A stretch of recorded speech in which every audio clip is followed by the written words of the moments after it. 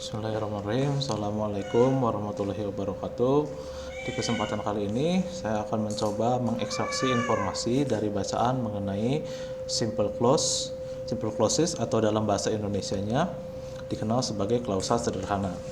Nah, pada penjelasan ini saya akan membaginya menjadi dua bagian, yaitu yang pertama bagian mengenai pandangan mengenai klausa secara umum dan klausa dari kacamata tipologi.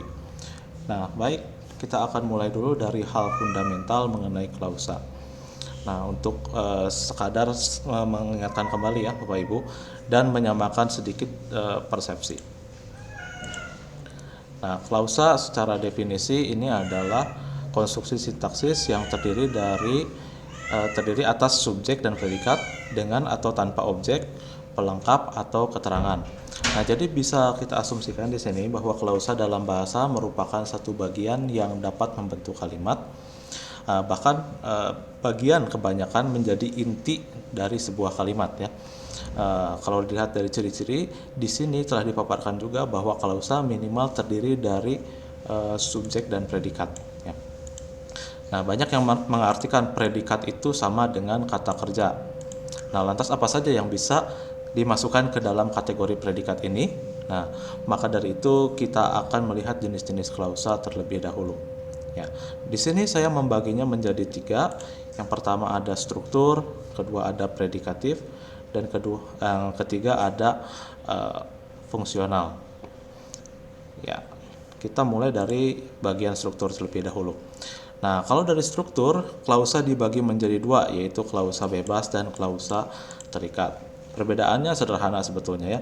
Jika klausa terikat itu masih membutuhkan beberapa kata lagi ya, untuk memiliki makna. Nah, biasanya ada konjungsi seperti ini di belakangnya, supaya tidak sembuh. Nah, tetapi kalau klausa yang bebas itu tidak membutuhkan lagi kata-kata lain. Nah, rumahnya sangat besar. Nah, sudah seperti itu saja ya, sudah mempunyai makna. Atau kalau saya boleh bilang klausa ini sudah siap untuk menjadi kalimat ya, karena itu juga salah satu yang membedakan klausa dan kalimat ya. Nah, klausa bisa saja menjadi sebuah kalimat dengan hanya kita tambahkan akhir tanda yaitu dengan titik ya. Nah, rumahnya sangat besar titik, nah itu sudah menjadi kalimat ya Bapak Ibu. Nah, sekarang secara predikatif. Nah, mungkin saya akan bahas secara ringkas saja ya, di mana intinya di sini subjek di dalam klausa diikuti dengan berbagai kelas kata. Nah, inilah predikat yang menempel pada sebuah klausa ya. Tidak hanya verba atau kata kerja saja ya. Nah, tetapi juga kadang memuat kelas kata lain ya, seperti yang dicontohkan. Mungkin di sini mungkin sedikit yang ingin saya sampaikan mengenai klausa verbal di sini yang terbagi menjadi dua jenis ya. Ada intransitif dan ada transitif ya, di mana ada klausa yang membutuhkan objek dan tidak membutuhkan objek, seperti pada contoh transitif Doni menendang. Nah, ini menendang apa atau siapa gitu ya. Bisa diisi dengan objek. Nah, tanpa adanya objek maka tidak lengkap. Lalu intransitif, harimau berlari. Nah, dengan tambahan titik sudah selesai ya menjadi kalimat itu. Nah, selanjutnya kita akan lihat dari fungsinya. Nah, atau secara fungsional di sini ya. Nah, yang pertama ada klausa subjek, di mana kedudukan subjek itu mendahului predikat seperti pada contoh ayah membaca. Yang kedua ada klausa objek, di sini di mana objek di sini melengkapi verba transitif. Nah, seperti pada contoh Rani sedang membuat laporan keuangan. Ya. Rani sedang membuat laporan keuangan untuk perusahaan ya, membuat objek tak langsung untuk perusahaan dari verba membuat. Nah, yang ketiga ada klausa keterangan. Nah, di sini terbagi menjadi tiga seperti pada contoh ya. Ada sebab, alat, dan cara. Lalu ada klausa pelengkap di sini yang dicontohkan adikku menjadi seorang tentara. Nah, adikku adalah subjeknya dan menjadi seorang tentara itu adalah pelengkapnya. Nah, itulah pemahaman klausa secara mendasar yang akan memodali kita nanti untuk lanjut ke pemahaman mengenai klausa sederhana dalam tipologi. Ya. Nah, sekarang klausa sederhana dalam tipologi. Di sini nanti kita akan meninjau bagaimana klausa terbentuk berdasarkan peran dari partisipan ya dalam sebuah klausa dan valensinya. Nah, apa itu partisipan dan valensi? Nah, kita akan mulai penjelasannya. Nah, klausa sederhana ya, ini meskipun namanya sederhana namun tidak sesederhana apa yang kita harus pahami ya. Tetapi meskipun begitu, saya akan coba menyampaikan pemahaman saya agar hal yang tidak sederhana yang kita kira ini dapat kita bisa mengerti sama-sama. Oke, ada dua bahasan inti di sini ya, yaitu mengenai partisipan dan valensi. Nah, istilah partisipan ini akan kita gunakan untuk merujuk kepada entitas yang ada di dalam klausa yang mungkin masih belum jelas apakah dia subjek atau objek. Nah, maka dari itu untuk setiap entitas tersebut kita akan rujuk sebagai partisipan. Nah, jadi partisipan dalam sebuah klausa sederhana ini nantinya akan menentukan apakah dapat diterima secara gramatis atau tidak. Untuk itu di sini ada pernyataan dulu yang akan saya bacakan. Nah, sebuah klausa untuk dapat diterima secara gramatikal setidaknya harus memiliki partisipan di dalamnya. Jumlah partisipan yang terlibat di dalamnya ditentukan oleh jenis kata kerja apa yang ada dalam klausa tersebut. Ya, kita akan lanjut ke pembahasan mengenai partisipan. Di bagian partisipan ini, kita akan membahas bagaimana sebuah verba atau kata kerja ya menentukan berapa jumlah partisipan yang harus terlibat di dalamnya.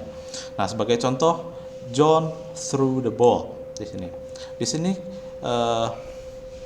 bisa kita lihat ada dua entitas yang terlibat, ya, yaitu John dan the ball, ya. Dan sekaligus ada dua argumen, ya. Nah, dua entitas ini menghasilkan dua argumen, yaitu argumen pertama, John sebagai entitas yang melempar, lalu the ball itu sebagai entitas yang dilempar. Nah, adapun contoh verba yang membutuhkan tiga argumen, yaitu dari verba give ya. Di sini, John gave Mary a ball, gitu. John gave Mary a ball. John gave Mary, misalkan kalau kita bacakan seperti itu, ya, memberikan Mary apa? Atau John gave a ball kepada siapa? Nah, itu kan membutuhkan tiga argumen ya secara otomatis. Nah, tetapi konsep argumen ini kita jadi bisa membedakan mana yang inti dan mana yang tidak inti ya. Nah, dalam hal ini partisipannya. Nah, yang maksudnya entitasnya. Nah, yang inti ini kita sebutnya sebagai core partisipan ya. Ya. Core partisipan. Dan argumen yang tidak inti kita bisa sebut peripheral partisipan atau dalam istilah lainnya adalah adjuncts.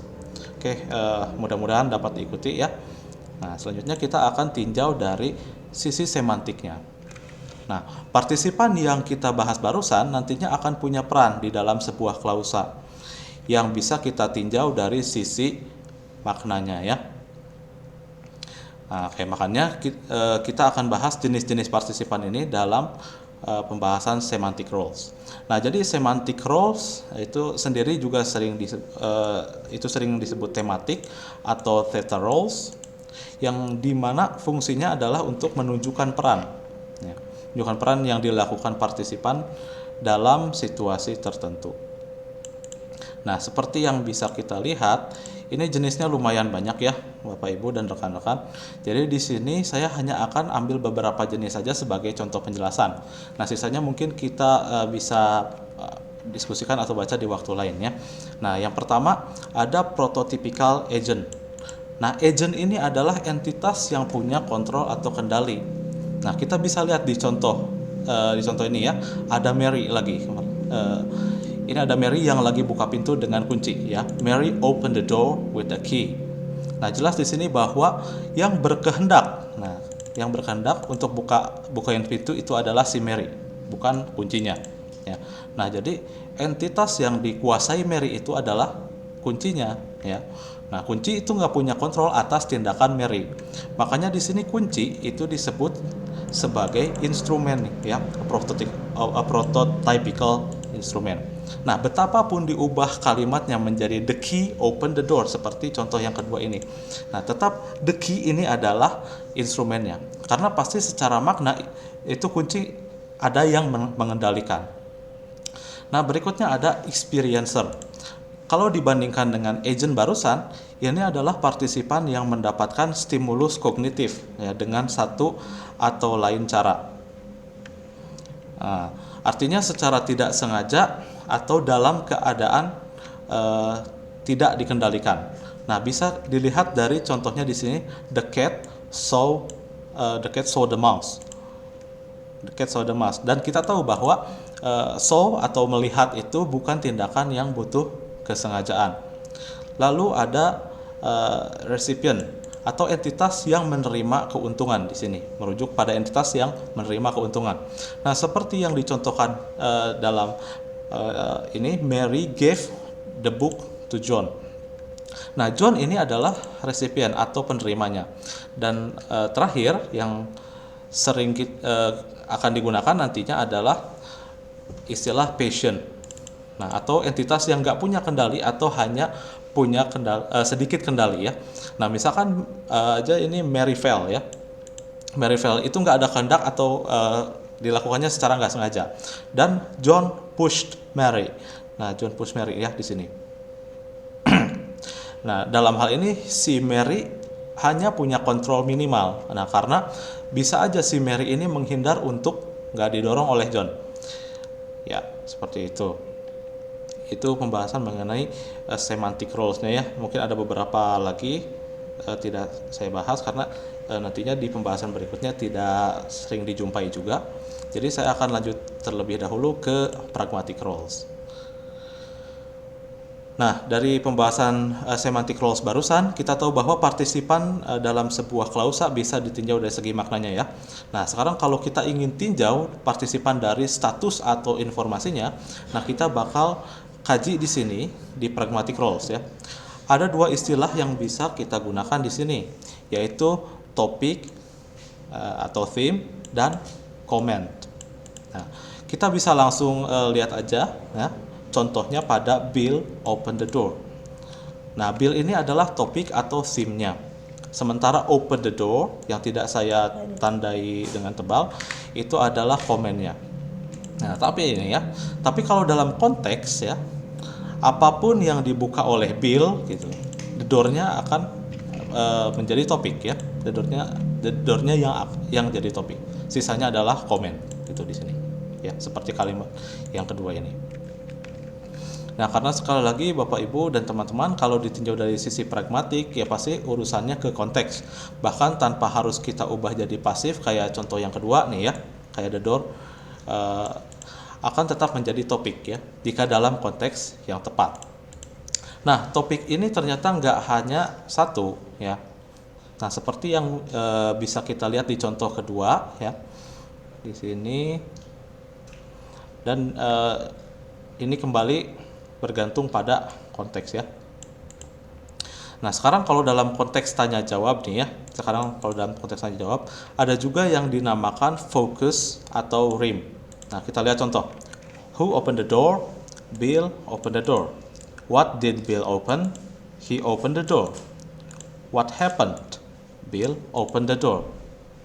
Nah, dari contoh ini kita bisa lihat yang mana yang topik ya, yang udah saya tandain dengan tebal ini, dan yang mana yang komen ya. Nah, tetapi kita bicara mengenai fokus. Bahkan ketika komen dibuang nih ya, open the door-nya dibuang, itu akan tetap punya inti yang sama. Nah, saya bacain lagi tanpa baca komennya. Who opened the door? Bill. What did Bill open? The door. Dan what happened? Bill opened the door. Oke, seperti itu ya. Mudah-mudahan bisa tetap diikuti. Nah, adapun cara lain buat mengedepankan fokus yaitu fronting.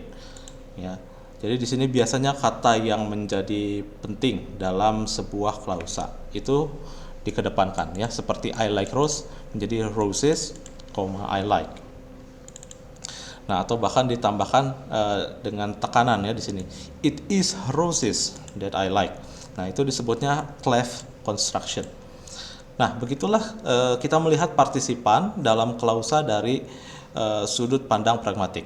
Yang terakhir di bagian partisipan ini adalah tentang bagaimana adanya partisipan dapat diterima secara gramatis atau tidak.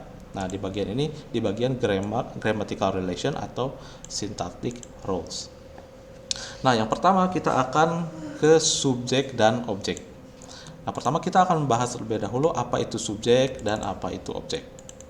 Nah, kata kunci yang melekat pada subjek dalam hal ini adalah noun phrase yang sentral, yang paling menonjol dalam klausa atau entitas yang melaksanakan tindakan.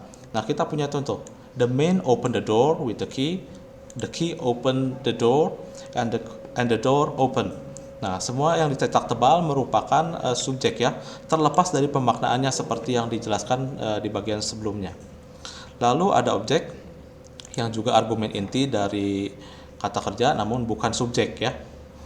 Nah, di sini objek terbagi menjadi dua, ada objek langsung dan ada objek tak langsung, atau kita sebutnya undergoer untuk yang langsung, lalu ada recipient atau addressee untuk yang tidak langsung. Nah, kalau objek langsung mungkin kiranya kita mudah untuk kita pahami ya, tetapi objek tak langsung ini terjadi pada keadaan yang membutuhkan lebih dari dua argumen di sini ya. Nah, seperti pada contoh his classmate ini. Nah, selengkapnya nanti kita akan bahas di valensi. Kita lanjut dulu ke transitivitas. Nah, transitivitas adalah kategori yang menentukan apakah suatu kata kerja dapat menggunakan suatu objek atau tidak ya. Nah, ini barusan kita udah kita bicarakan dasar-dasar ya, bagaimana yang transitif dan bagaimana yang intransitif. Hanya saya akan menjelaskan mengenai yang ditransitif ini ya, kalau di sini. Nah, kita bisa mengatakan klausa itu ditransitif ketika hadir sebuah verba yang membutuhkan lebih dari dua objek seperti sold ya. Nah, seperti sold menjual. Di sini kita selalu di sini ada selalu dibutuhkan slot untuk kepada siapa kita menjual benda, atau contoh lainnya give ya, atau memberi ya. Selalu dibutuhkan slot setelah kita memberi itu untuk siapa, atau setelah kita memberi apa, atau kita memberi untuk siapa, itu dituju yang diberikannya benda apa ya, itu ditransitif yang membutuhkan dua objek atau lebih. Nah, memahami transitivitas ini nantinya akan kita butuhkan untuk subjek dan objek alignment, atau kita sebutnya di sini keselarasan subjek dan keselarasan objek ya. Nah, kita akan masuk ke sini nih ya Bapak Ibu dan teman-teman. Nah, selain transitivitas barusan, mungkin ada istilah lain yang perlu kita pahami dulu ya, yaitu grammatical person ya. Contohnya orang ke-1 ya, seperti saya yang first person. Lalu orang kedua Anda, kamu, atau dalam bahasa Inggris itu you, dan orang ketiga seperti dia, orang itu, atau nama entitas lainnya. Di sini secara ringkas subjek dan objek ini akan kita bahas menjadi satu, atau kita bisa sebut ini sebagai penyelarasan morfosintaksis. Nah, disinilah kita akan mulai membandingkan satu bahasa dengan bahasa lainnya. Nah, melalui klausa transitif dan intransitif ya di sini ya. Di sini kita nggak lagi melabeli subjek, predikat, objek, atau dalam bahasa Inggris itu subject, verb, object, tetapi kita sekarang akan sebutnya subjek, agen, dan patient ya. Atau untuk objek kita nanti akan pakainya the agent like argument atau huruf A ya, seperti di sini. Lalu the recipient like argument R, dan the theme like argument atau T. Nah, kita langsung saja ke contoh ya. Nah, di sini bisa kita lihat ada beberapa kemungkinan menyelaraskan argumen. Namun mungkin ketika Bapak Ibu dan rekan-rekan pertama kali melihat ini nih ya, nah mungkin perlu mencari tahu apa keterkaitan antara roles yang udah kita bicarakan barusan. Nah, termasuk saya sendiri ya, yang pas pertama kali lihat ini bingung memahaminya gimana. Nah, untuk itu saya akan coba menjelaskannya lewat beberapa contoh di sini ya. Nah, yang pertama ada nominatif akusatif ya di sini. Nah, di sini kita membandingkan sebuah kalimat intransitif she slept ya. Saya akan perbesar. Nah, she slept ya dengan she likes her. Nah, di mana kita mengacu pada objek yang sama, dia ini sebagai perempuan, namun ada perubahan bentuk pada she yang berperan sebagai objek. Nah, she yang intransitif ini kita tandai dengan S, ya, yang intransitif yang ini maksud saya ya, dengan S, karena sudah pasti itu adalah subjeknya. Namun di yang transitif ini karena ada dua entitas ya di sini, kita mesti tentukan pakai semantic roles, mana yang agent dan mana yang patient, nah A dan P. Nah, kita sudah tandai ya, bisa dilihat di gambar ini ya. Nah, ini sama halnya dengan di bahasa Hungaria di sini, di mana objek itu berubah bentuknya. Ya, objeknya dalam hal ini adalah yang semula bentuk leksimnya level ya, ini letter ada surat ya, kalau bahasa Hungarianya level. Nah, untuk letter itu kemudian ditambahkan akhiran at, nah agar menjadi bentuk akusatif seperti halnya her pada contoh yang bahasa Inggris ini. Jadi perbandingan kedua bahasa ini mudah-mudahan bisa memberi pencerahan bagaimana penyelarasan morfosintaksis dan nominatif akusatif bekerja ya. S dan A-nya kita tandai sebagai sama dan P-nya tidak ya, akusatif, karena ini nominatif, ini akusatif ya. Nah, seperti itu. Untuk contoh yang kedua di sini ada yang ergatif. Kita langsung aja lihat ke kalimat transitifnya di sini ya. Kita langsung aja ke transitifnya, yaitu her like she. Nah, mungkin ini di bahasa Inggris kedengarannya aneh ya, tidak bisa diterima dan juga tidak gramatis. Tetapi adapun bahasa yang mengadopsi sistem ini ya, seperti pada contohnya ini bahasa Kolombia. Ini contohnya pronoun ini Jose ya, dibaca Jose, ini ditambahkan akhiran pa. Ditambahkan akhiran pa agar menjadi bentuk akusatif. Nah, tetapi susunan kalimatnya tuh tetap sama tuh ya. Nah, tetap ada di depan meskipun akusatif. Jadinya gambarnya kayak gini ya. Yang sama ini dengan ini ya. Tetapi akusatifnya ada di awal ya. Oke, itu dari segi relasi tata bahasa dan penyelarasan ya. Dan kita akan akhiri penjelasan ini dengan valensi di sini. Nah, valensi ini berkaitan dengan cara baru untuk mengatakan verba itu bukan lagi sebuah kelas kata yang berhubungan dengan aksi atau tindakan. Nah, karena pertukaran noun phrase akan selalu bermasalah gitu. Nah, contohnya kalau dalam bahasa Indonesia ya, contohnya kalau kata tidur diterapkan ke pola tradisional SP. Aku tidur. Nah, ingin menjadi SPO. Aku tidur dia. Nah, tentu aja kedengarannya akan aneh meskipun kita udah mengikuti aturan bahasa tersebut.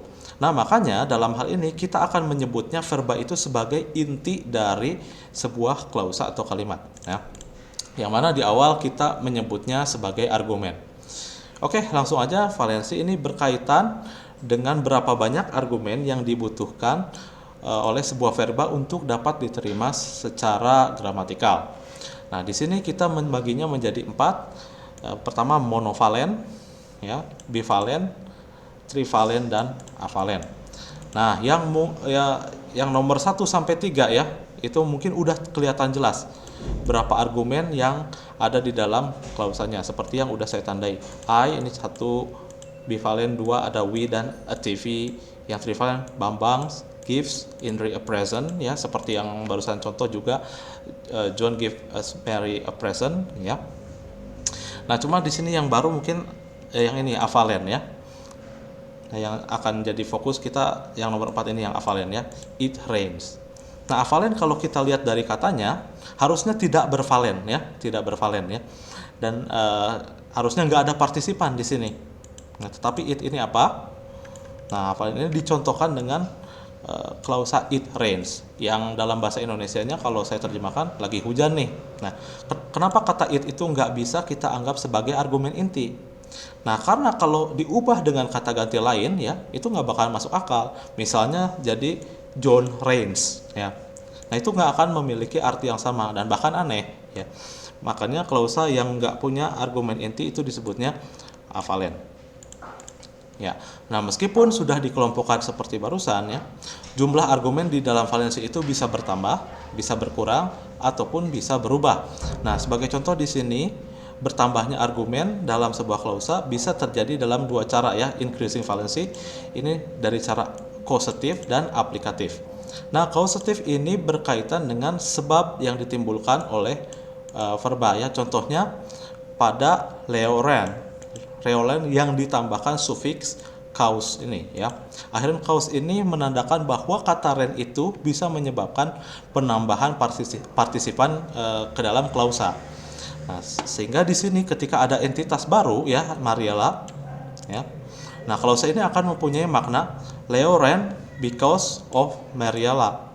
Nah, yang kedua juga terjadi dari penambahan objek dari argumen ini ya. Nah, contohnya Leo cut the cake ya, cut the cake. Nah, verba cut ini bisa kita sisipi akhiran maaf, yang ini. Leo cut the cake ya. Nah, Leo cut the cake. Nah, verba cut ini bisa kita sisipi akhiran APPL yang artinya bisa kita taruh slot untuk entitas di sini ya, yang beneficiary barusan yang kita bahas ya. Dalam hal ini Mariela ada entitas yang mendapat keuntungan. Nah, selain itu valensi juga dapat berkurang di sini. Bisa dicontohkan dengan klausa yang menggunakan verba watch di sini. Ya. Yang merupakan tipe bivalen. Nah, yang pertama dengan contoh the dog was watched. Nah, dalam klausa ini the dog ini seharusnya ada yang melihat ya, the dog was watched by whom gitu, bisa kita tanyakan. Nah, tetapi tidak ditampilkan. Nah, ada juga di sini antipasif dicontohkan dengan Rolf watch, dan mungkin the dog barusan yang memerhatikan ini adalah si Ralph ya, si Ralph. Nah, tetapi di sini nggak disebutkan si Ralph ini. Nah, ini dan otomatis ya klausanya akan menjadi transitif ya. Ralph watch. Nonton apa sih Ralph ini? Nah, selanjutnya ada penggabungan nomina. Nah, penggabungan nomina ini biasanya menghapus salah satu argumen kata kerja. Dan dalam beberapa bahasa hal ini diperlihatkan secara eksplisit ya. Nah, di sini saya mengutip satu fenomena bahasanya. Di bahasa Siouan ini ya, bahasa yang ada di Amerika Utara, ini kalau saya baca klausa the man is chopping wood. Nah, bisa diekspresikan juga dengan urutan man the wood chopping. Ya. Nah, kalau disejajarkan dengan bahasa Inggris atau man the wood chopping ini, man the wood chopping. Nah, ini di mana si nomina can-nya ini ya, kalau tidak salah baca itu di mana kalau si nomina can-nya ini menjadi akar yang tergabung dalam verba yang secara harfiahnya mempunyai arti wood chopping ya. Nah, mohon maaf ini bila ada salah pengejaan. Nah, terakhir ada antikausatif. Nah, ini gampangnya kalau ini adalah klausa yang tadinya memiliki valensi kausatif, tetapi salah satu partisipannya hilang. Nah, biasanya ditunjukkan buat menekankan apa yang terjadi daripada siapa yang melakukan perbuatan tersebut. Contohnya di sini bisa kita lihat John broke the vase. Nah, ada dua entitas di sini, John dan the vase ya.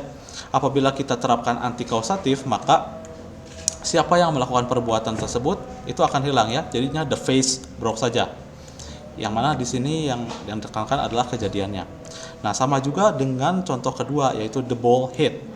Nah, the ball hit. Nah, bola ditendang tanpa mencantumkan entitas yang menendang bolanya. Ya, seperti itu penjelasannya. Nah, sebetulnya ada penjelasan lagi ini mengenai klausa sederhana, yaitu bagaimana klausa atau kalimat dirangkai dalam bahasa isyarat. Namun saya temukan video yang cukup komprehensif dalam menjelaskan ini, jadi saya akan taruh di situs ini. Nah, ringkasan penjelasannya juga saya taruh dan videonya kita bisa simak sama-sama ya nanti ya, untuk sebagai bahan diskusi juga. Nah, oke lah, itu paparan saya mengenai klausa sederhana di video ini. Mohon maaf bila masih banyak kekurangan, karena saya pun menyadari keterbatasannya ya. Namun kekurangan tersebut mungkin dapat kita sempurnakan lagi melalui diskusi. Jadi silakan Bapak Ibu dan rekan-rekan yang ingin menyampaikan hal-hal terkait penjelasan di video ini boleh menulis di kolom komentar. Nah, sekian dari saya. Wassalamualaikum warahmatullahi wabarakatuh.